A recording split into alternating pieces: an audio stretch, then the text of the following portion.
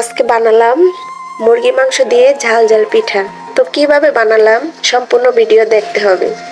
আসসালামু আলাইকুম, কেমন আছেন সবাই? আশা করি সবাই ভালো আছেন। আমিও ভালো আছি।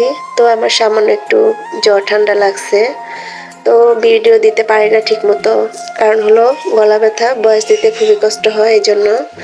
তো আজকে একটু ভালো লাগতেছে, তো ভাবলাম একটা ভিডিও দিই। মাংসটা ছোট ছোট করে কেটে একবার পরিষ্কার করে পানিটা ঝরিয়ে নিছি।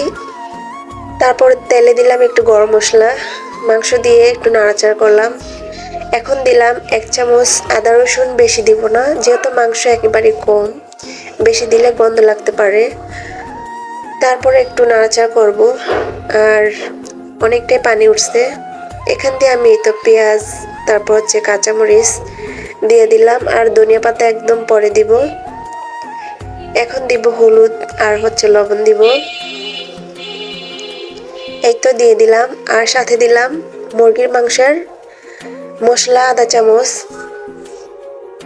আর আমি কিছু দিব না, এখন আমি শুধু নাড়াচাড়া করব। আর অনেকটা পানি উঠছে, আরো পানি উঠবে যদি ঢাকনা দেই। তো আমার কথা শুনে বুঝতে পারতেছেন আমার গলার অবস্থা এখনো ভালো হয় নাই। এমনিতে আমার চ্যানেলের অবস্থা খারাপ, তার মাঝে যদি একটু ভিডিও না দিই আরো ডাউন হয়ে যাবে। এই তো ঢাকনা দেওয়ার পরে অনেকটাই পানি উঠছে। এখন একটু পরপর নাড়াচাড়া করতেছি। এখান দিয়ে হলো আমি রুটি বানানোর জন্য কাই করতেছি। আর আমার মাংসটা অনেকটা হয়ে গেছে, অনেক সুন্দর গ্রান বের হয়েছে। এটা আমি আরো ভাজা ভাজা করব। তো সকাল সকাল কিন্তু জাল জাল পিঠা খেতে ভালোই লাগতেছে।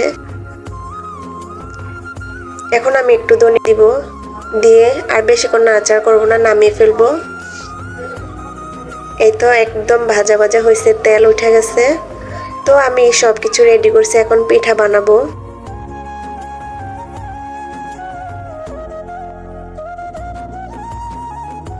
এই গ্লাসটার সাইজে আমি বানাবো, বেশি বড় বানাবো না, যেহেতু আমার পুর কম।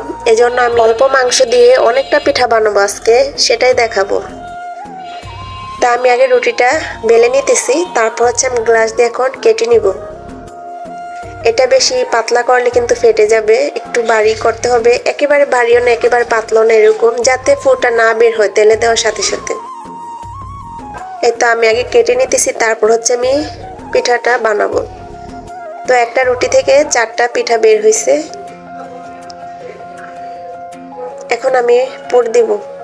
একবারে 2-3টা মাংস হইলে কিন্তু একটা পিঠা হয়ে যাবে, যেহেতু এটা একদম ছোট ছোট। আর পিঠাগুলো কিন্তু দেখতে মাশাআল্লাহ অনেক সুন্দর লাগছিল, একদম ছোট ছোট।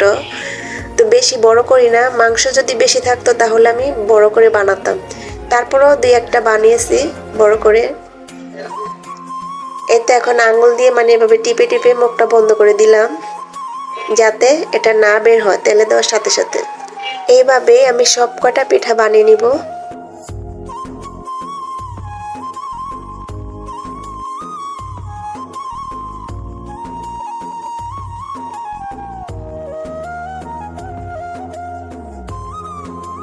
আমি ওই যে পিঠা কিনার দিয়ে যে বোটে দেয় ওইভাবে আমি দিতে পারি না, আমি এভাবেই দিতে পারি। তো আমার কাছে যেটা সহজ মনে হয়েছে ওইভাবেই দিলাম।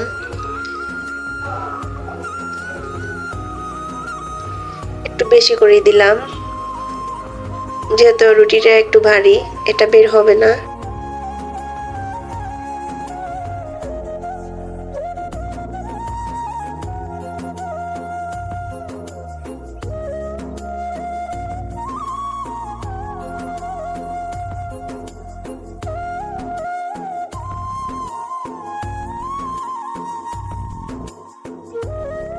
এই তো আমার সবকটা পিঠা বানানো হয়েছে, অনেকটা পিঠাই কিন্তু হয়েছে।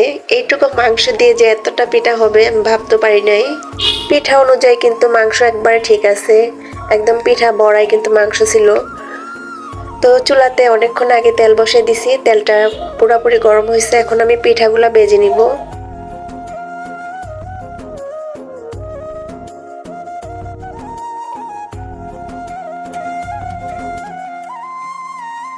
আমি বেশি বেশি করে পিঠাগুলো ভেজে নিব।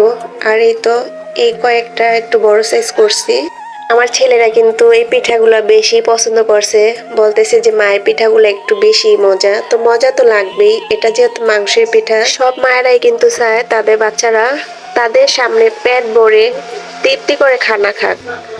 তো আমার ছেলেরা আজকে খাইছে, আমার কাছে যে কি ভালো লাগছে যখন ওদের মনের মতো কিছু বানিয়ে দিতে পারলাম।